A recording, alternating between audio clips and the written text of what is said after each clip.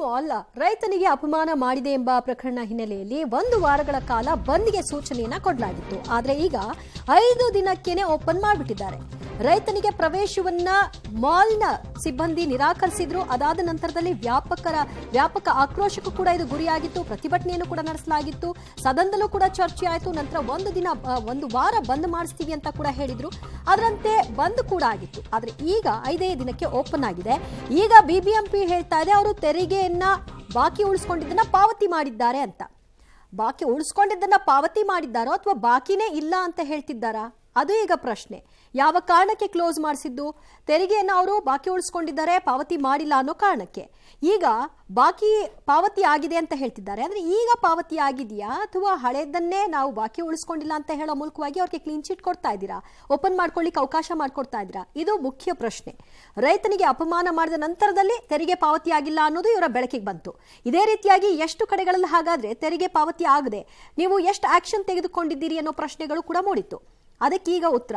ಮತ್ತಷ್ಟು ಮಾಹಿತಿ ಪಡೆಯೋಣ ನಮ್ಮ ಪ್ರತಿನಿಧಿ ಲೋಕೇಶ್ ರಿಂದ. ಲೋಕೇಶ್, ತೆರಿಗೆ ಪಾವತಿ ಮಾಡಿಲ್ಲ, ಬಾಕಿ ಉಳಿಸ್ಕೊಂಡಿದ್ದಾರೆ ಅನ್ನೋ ಕಾರಣ ಕೊಟ್ಟು 1 ವಾರ ಕ್ಲೋಸ್ ಆಗಬೇಕು ಅಂತ ಹೇಳಿದ್ರು. ಯಾವ ಕಾರಣಕ್ಕೆ ಈಗ 5 ದಿನಕ್ಕೆ ಓಪನ್ ಆಗಿದೆ? ಅಂದ್ರೆ ಹಳೆ ತೆರಿಗೆನ ಈಗ ಪಾವತಿ ಮಾಡಿದ್ದಾರೆ ಅಂತನಾ ಅಥವಾ ಏನೋ ಅವರು ಬಾಕಿ ಉಳಿಸ್ಕೊಂಡಿರಲಿಲ್ಲ ಅನ್ನುವಂತಹ ಕ್ಲಿಯರೆನ್ಸ್ ಏನ್ ಹೇಳ್ತಿದ್ದಾರೆ ಬಿಬಿಎಂಪಿ ಅಧಿಕಾರಿಗಳು?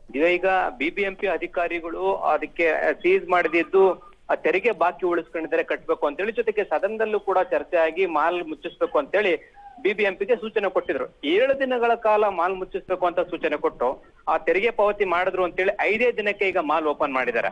ಇದಕ್ಕೆ ಡಿ.ಕೆ. ಶಿವಕುಮಾರ್ ಅವರು ಪ್ರತಿಕ್ರಿಯೆ ಕೊಟ್ಟಿದ್ದು, ಅವರು ತಪ್ಪೊಪ್ಪಿಗೆಯನ್ನ ಪತ್ರ ಬರೆದಿದ್ದಾರೆ. ಆ ಕಾರಣಕ್ಕೋಸ್ಕರ ತಪ್ಪೊಪ್ಕೊಂಡಿರೋದಕ್ಕೆ ಮಾಲ್ ಓಪನ್ ಮಾಡ್ಲಿಕ್ಕೆ ಅವಕಾಶವನ್ನ ಮಾಡಿಕೊಟ್ಟಿದೀವಿ ಅಂತೇಳಿ ಹೇಳ್ತಾ ಇರುವಂತದ್ದು. ಆದೇಶ ಮಾಡೋದೊಂದು, ವಿನಾಯಿತಿ ಕೊಡೋದು ಮತ್ತೊಂದು ರೀತಿಯಲ್ಲಿ ಆಗ್ತಾ ಇದೆ. ಈ ನಿಟ್ಟಿನಲ್ಲಿ ತೆರಿಗೆ ಪಾವತಿ 1.76 ಕೋಟಿಯಷ್ಟು ಬಾಕಿ ಉಳಿಸಿಕೊಂಡು ಅದನ್ನ ಕೊಟ್ಟು ಅಂತೇಳಿ ಈಗ ಬಿಬಿಎಂಪಿ ಅವರು ವಿನಾಯಿತಿಯನ್ನು ಕೊಟ್ಟು ಮಾಲ್ ಓಪನ್ ಮಾಡ್ಲಿಕ್ಕೆ ಮುಂದಾಗಿದ್ದಾರೆ. 7 ದಿನಗಳ ಕಾಲ ಮಾಲ್ ಕ್ಲೋಸ್ ಆಗ್ಬೇಕಾಗಿತ್ತು.